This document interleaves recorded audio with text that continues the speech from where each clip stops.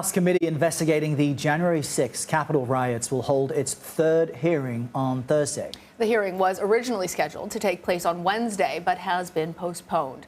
Thursday's hearing will take place 3 days after the committee laid out evidence that former President Trump knew that there was no election fraud in 2020, but still trying to overturn the result. Multiple former top Trump officials testified that they told the former president his claims of the presidential election being stolen was wrong. The committee also showed evidence Monday of Mr. Trump funneling roughly $250 million he claimed would be used to fund election-related litigation into his Save America Political Action Committee.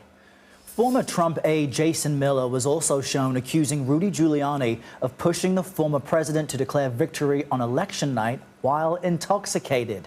Additionally, a former Fox News political editor testified that Mr. Trump used the, quote, red mirage to advance his election fraud claims. That concept reflects the notion of Republicans winning early in the voting count because more Republican voters cast their ballots in person than Democrats. Joining us now for more on this is CBS News congressional correspondent Scott MacFarlane.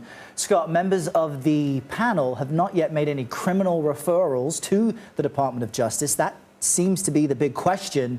But what exactly is the DOJ's role in these hearings? How could its own investigation be impacted by what we already have discovered?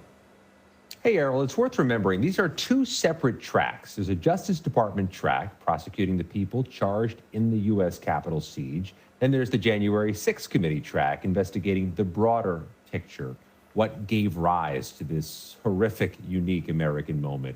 There is no coordination between the Justice Department and January 6th committee. They must stay on those separate tracks.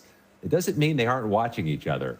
We know from our own reporting, the Justice Department has asked the January 6th committee if it can review some of the depositions and paperwork the committee has collected in this massive investigation. They've done 1,000 plus interviews.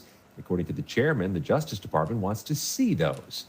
There's no doubt this January 6th committee is going to argue in some form that Donald Trump was part of a conspiracy to defraud the United States. And we know this because the committee has said as much in their court filings, trying to pry loose witness interviews and witness records.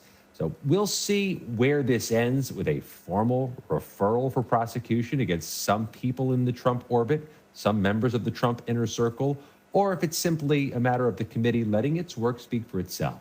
Here's what's important to note.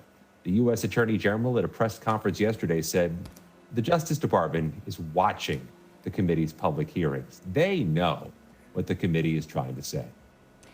So, Scott, on Monday's hearing, the focus was on the finances. The focus was also on those top Trump advisors who said that they told him the election was not stolen. What do you expect to see during Thursday's hearing, and how might it be different? Is there a different audience targeted at all? It'll still be a daytime hearing, so technically it'll be the same likely audience they're trying to draw from, just like it was yesterday. The focus Thursday, though, does shift to perhaps the most pivotal figure outside of the former president for January 6, 2021. That's the former vice president.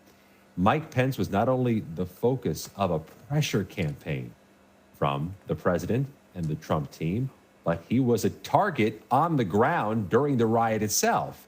Rioters were truly accused of chanting, "Hang Mike Pence." You'll recall there was a gallows and a noose erected on the west front of the Capitol. Mike Pence is a key figure in so many different layers of this investigation.